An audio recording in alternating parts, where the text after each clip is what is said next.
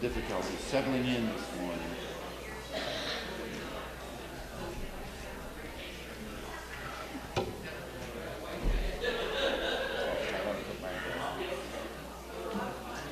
Cool glasses on.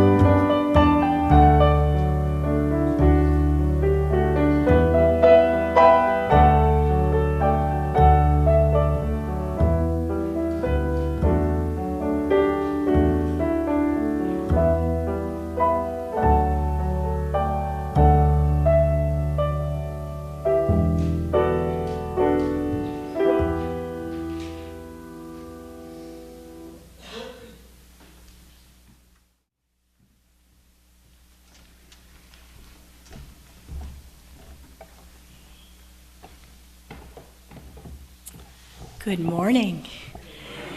For those of you who have been diligently following along in your programs, we decided to mix it up a little today. So we started with a prelude, and now you've got me to do the welcome.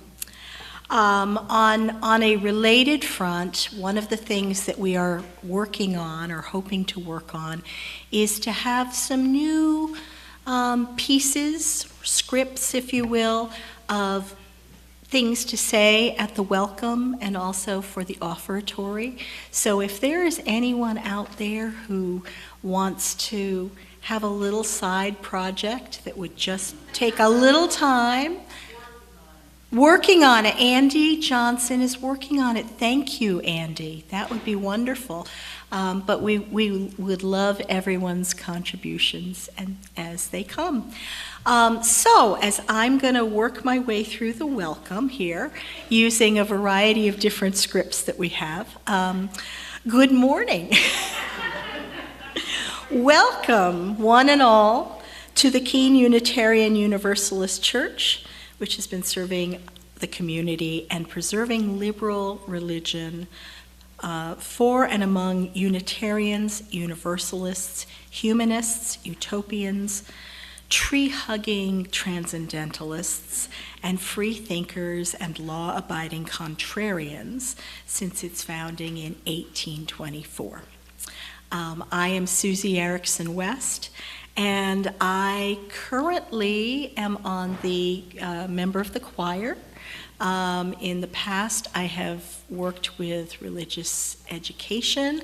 I have more recently served on the board of trustees and worship committee, and done a few things in my time here. I've been here since 2006, so it's been a minute. If you are here for the first time and are seeking the society of other inclusive, open-minded, and justice-seeking people, we hope you'll get comfortable and enjoy our service. And please, afterwards, join us for coffee, tea, and community in our parish hall next door to my right. Let's see, what else? Each week, a member of our membership committee serves as the ambassador to welcome newcomers, and today it is Deb McClay. So if you are new here, please say hi to Deb. She will also seek you out because she's like a heat-seeking missile for new people. And she is a wonderful welcomer for our new members, who are new friends who are coming to visit with us. I should also say, in particular, children are always welcome to be with us in the congregation and in the church, whether we have RE going or not. We always enjoy their participation in our services as well. Okay, so this is why we need the new script here, so you don't have me blundering through all of this. If you've been around for a while, it is great to have you back with us again. Please come back next week and bring some friends if you like. And before we begin, I would ask you to please silence your phones or other noisemakers that you might have, so that you and the rest of us can all be fully present here for our service today. And with that, I would like to invite Lindsay Bartlett to the pulpit for the opening words. Thank you.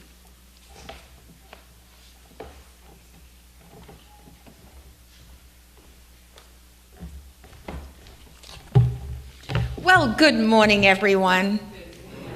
Are we here? Are we present? Are we breathing? Yes! What a great way to start. So our opening words today are by Shel Silverstein. Any fans of Shel? If you are a dreamer, come in. If you are a dreamer, a wisher, a liar, a hoper, a prayer, a magic bean buyer, if you're a pretender, come sit by my fire, for we have some flax golden tales to spin.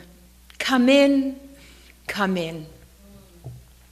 I'd like to invite Barbara Bryce to come and light our chalice, and then we together will read the words that are written in your order of service.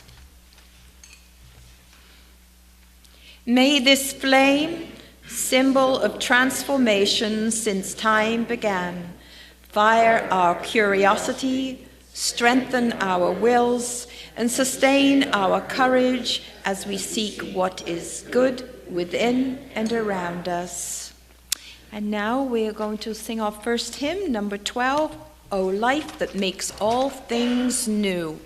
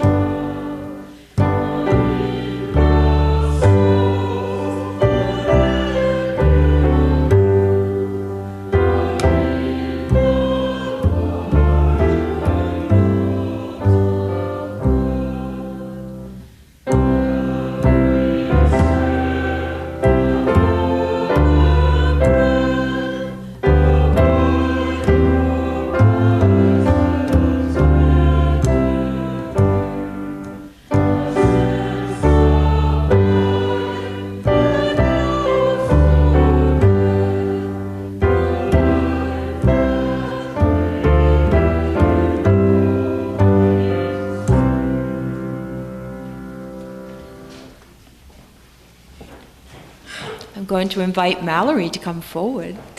She's going to be telling our story. So do we have any people that want to come up front? Get a real good look at those pictures? You don't have to be young in age, although getting up off the floor might be harder.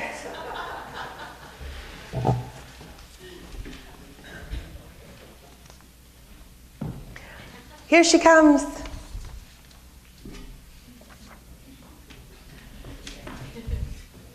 Okay, good morning.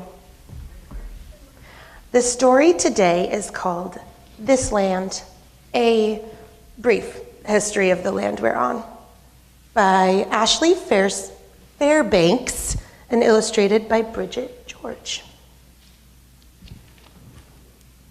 This is my house. I live here with my family. Before us, another family lived here. Before that, another family lived here too. And another, and another. Before our house was here, there was another family with a different kind of house, a wigwam.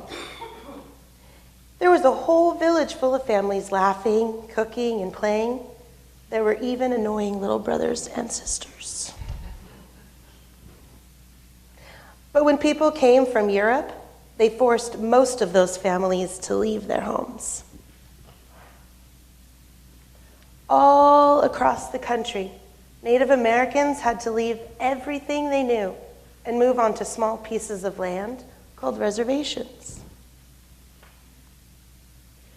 But despite everything done to them, many Native American people still live in my city today, like my friend TJ. He's Anishinaabe, and he lives with his grandma. I worked very hard on learning the pronunciation, so bear with me.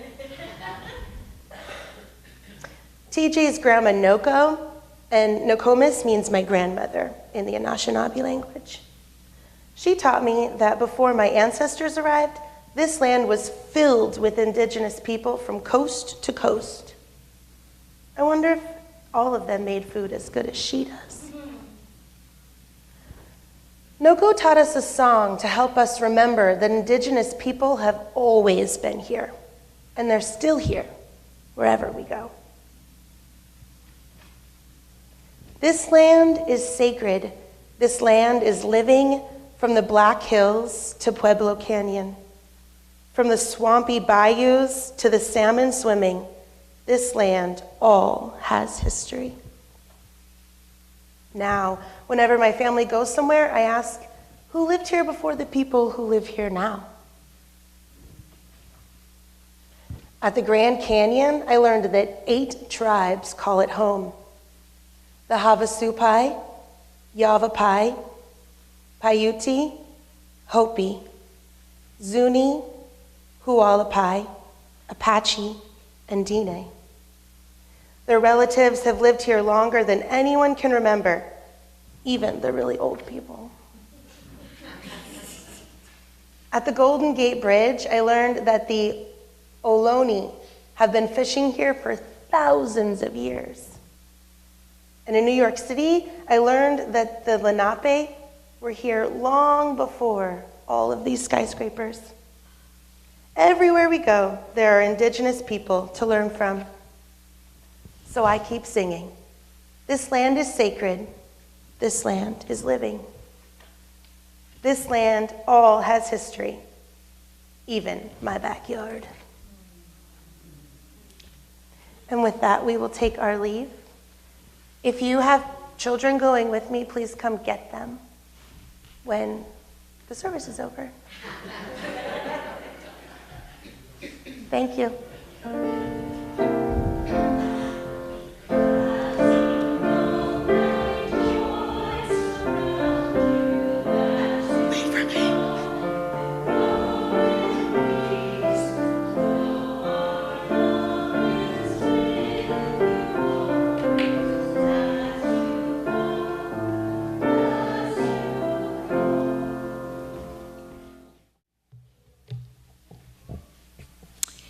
It is now time for our offering. While our church community is always in need of financial support, we also need volunteers, social justice advocates, friendly smiles, and diversity. So if you are ever unable to donate financially, you are still always welcome here. We are grateful for anything you feel able and willing to give. For those of you joining us remotely, you can send checks to KUUC at 69 Washington Street, Keene, or donate online at kuuc.org. And Donna is going to play our, oh no, it's the choir. Oh my gosh, special treat.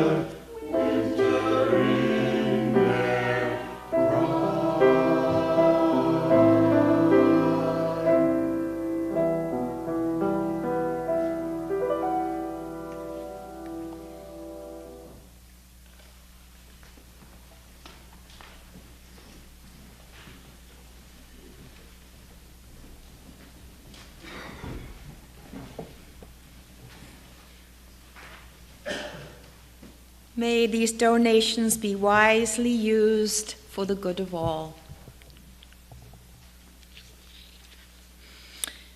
I'm now going to invite Barbara Bryce to come up for our reading.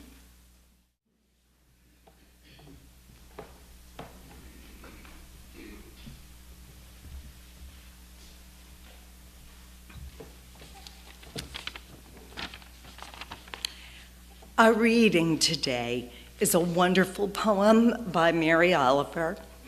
Written in 1991, the use of gender reflects its time period. You may want to rephrase it in the most meaningful, supportful, and celebratory way that works for you. When Death Comes by Mary Oliver. When death comes like the hungry bear in autumn, when death comes and takes all the bright coins from his purse to buy me and snaps the purse shut, when death comes like the measles pox, when death comes like an iceberg between the shoulder blades, I want to step through the door full of curiosity, wondering, what is it going to be like, that cottage of darkness? And therefore, I look upon everything as a brotherhood and a sisterhood. I look upon time as no more than an idea. And I consider eternity as another possibility. And I think of each life as a flower, as common as a field daisy, and as singular. And each name a comfortable music in the mouth, tending, as all music does, towards silence. And each body a lion of courage and something precious to the earth. When it's over, I want to say, all my life I was a bride married to amazement. I was the bridegroom taking the world into my arms. When it's over, I don't want to wonder if I have made of my life something particular, something real. I don't want to find myself sighing and frightened or full of argument. I don't want to end up simply having visited this world.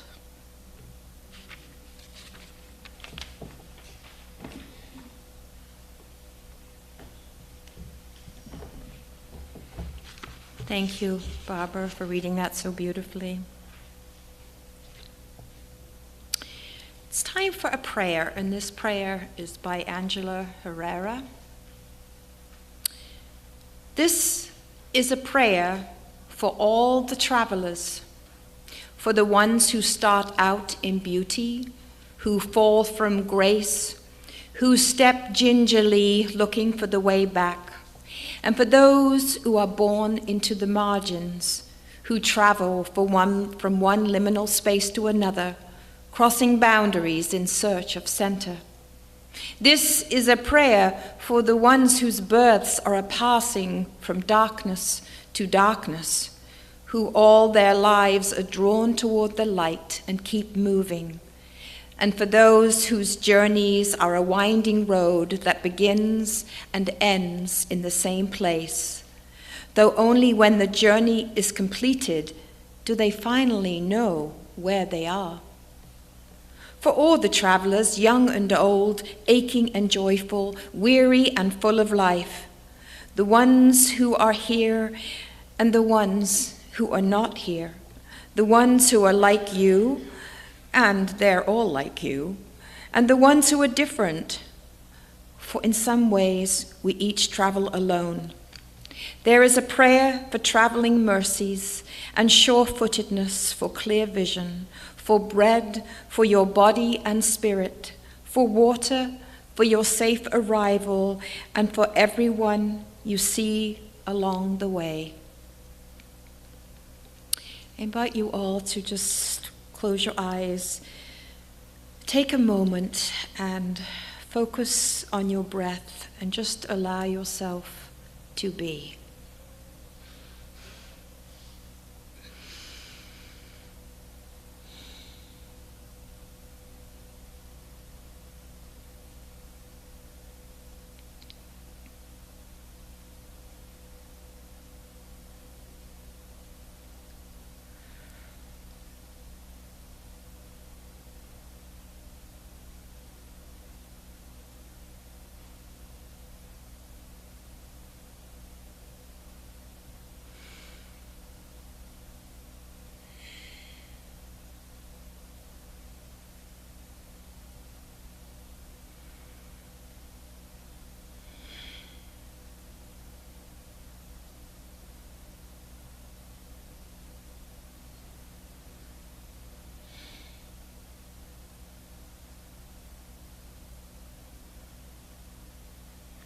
And now it is time for our musical interlude, Deep Listening by Sharon Scholl. And if you'd like to remain with your eyes closed, that is fine.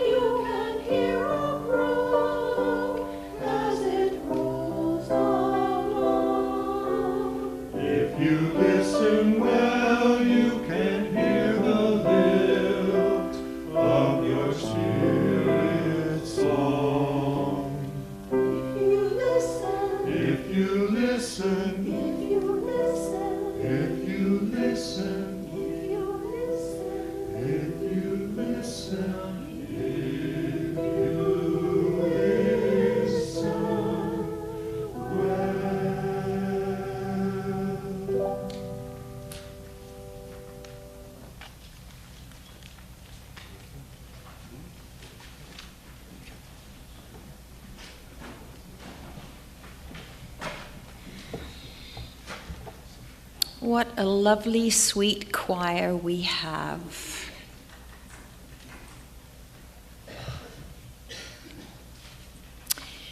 Reverend Dittmar asks the question, what does it mean to be married to amazement? How can we retain this essence regardless of season of life, as well as heartbreak and hope? And what do we receive when we do? Personally, I have found Reverend Sharon Dittmar's words to be a soothing balm for the worries and concerns that weave through my life, and for the reminder that sorrows and joys can exist together. Of late, my mind has very much been on my daughter Carenza, who lives close to Asheville. Since Hurricane Helene, hers and other stories of loss and heartbreak have weighed heavily on my mind. And at the same time, I am watching my granddaughters in their element, cheering at the leaves falling, taking a tumble and getting up with a smile on their faces, and filling my hurting heart with joy. I too strive to be married to amazement. I'm going to read parts of a sermon from Married to Amazement by Reverend K. Dittmar, and I hope they touch you as they have touched me. She says, I chose other ideas first. I tried preparing for the worst. That's an oldie and goodie from my childhood. Interestingly, it didn't protect me from what could and did go wrong. Turns out I was not imaginative enough. Beyond that, it was exhausting and depressing, remaining vigilant, focused on doomed potential futures. After that, I tried denial, and that got me into flat-out trouble. Not attending to the obvious and necessary. Much later, I chose a middle way, aware of the valley of loss and pain on one side, always with us, and every gift and opportunity on the other side, also always with us. Between them rests the middle, a chosen path of present wonder, gratitude, and amazement.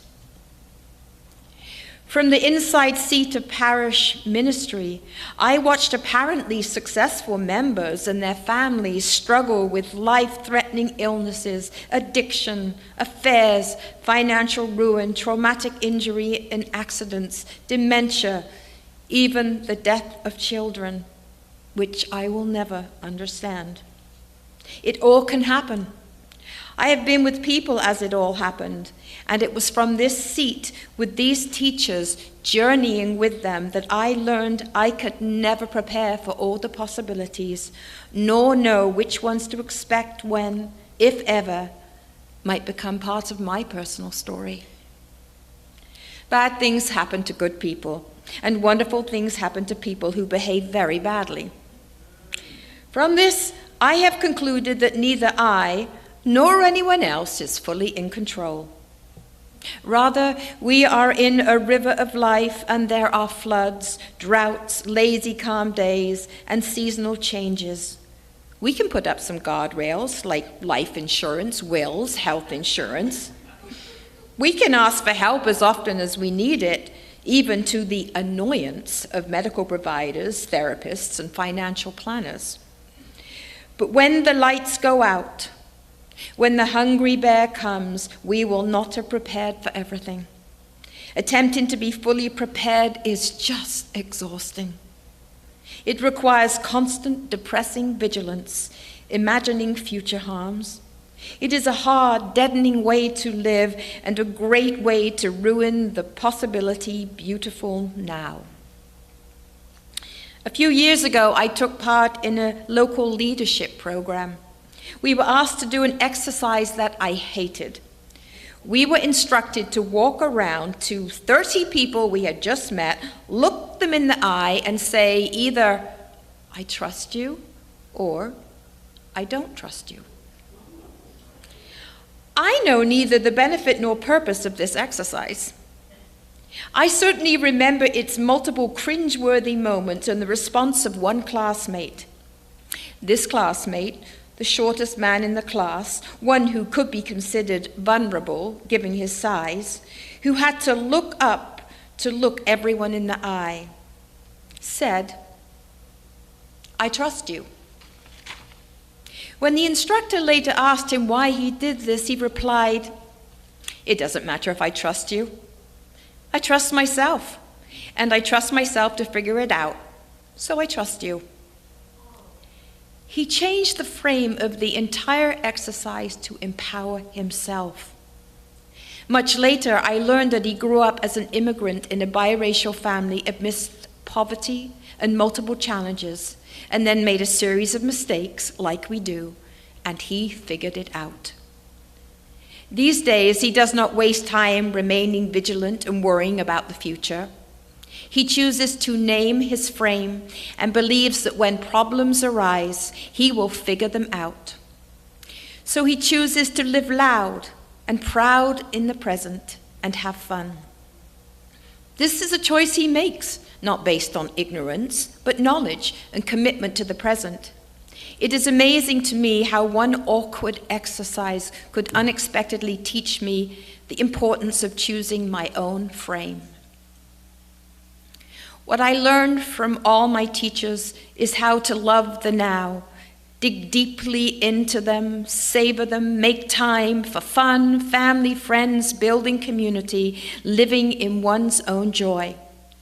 When I became a minister, I used to see this quote by the writer and literature professor Joseph Campbell everywhere I turned: "Follow your bliss."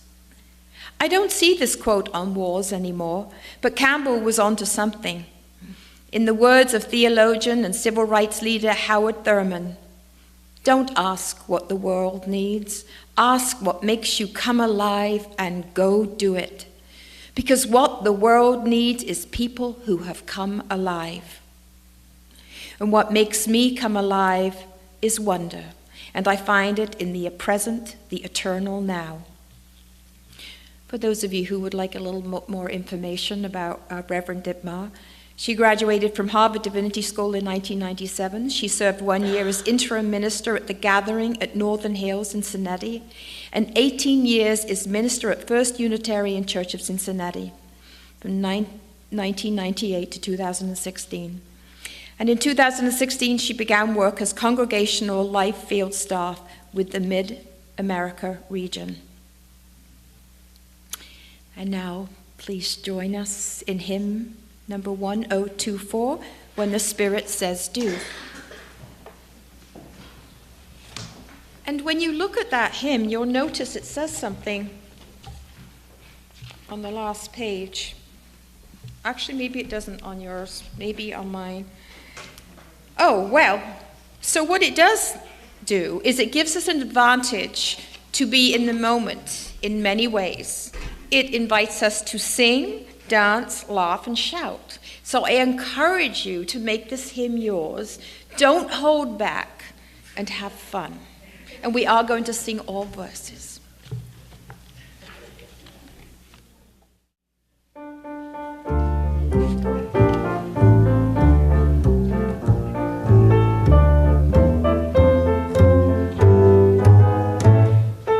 Actually, I'd like to invite the choir to come forward to honor Jane's last day with us.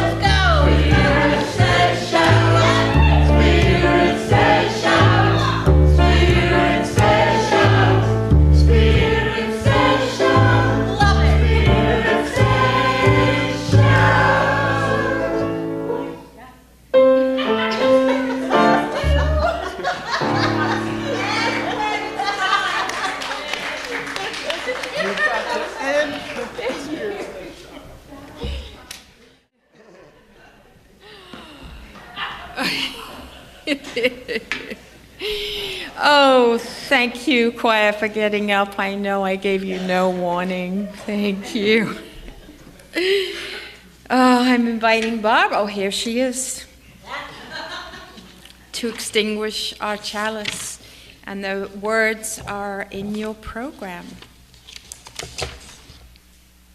We extinguish this flame, but not the light of truth, the warmth of community, or the fire of commitment. These we carry in our hearts and share with the world until we are together again.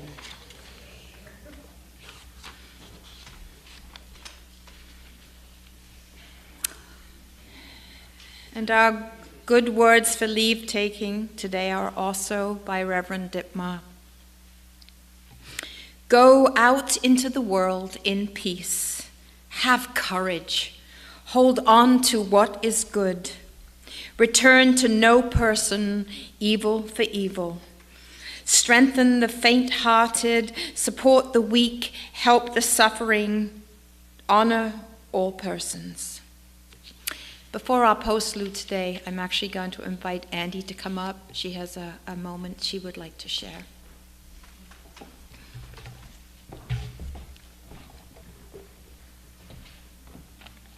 So, I don't know if you know, but Vesta Hornback passed away this week. She was 82 years old.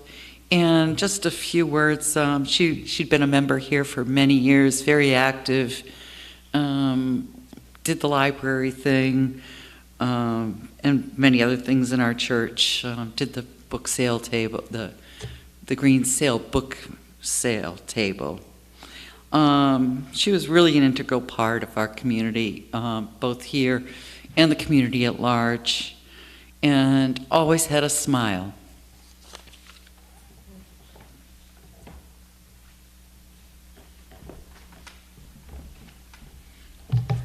Now, our postlude, Autumn Leaves.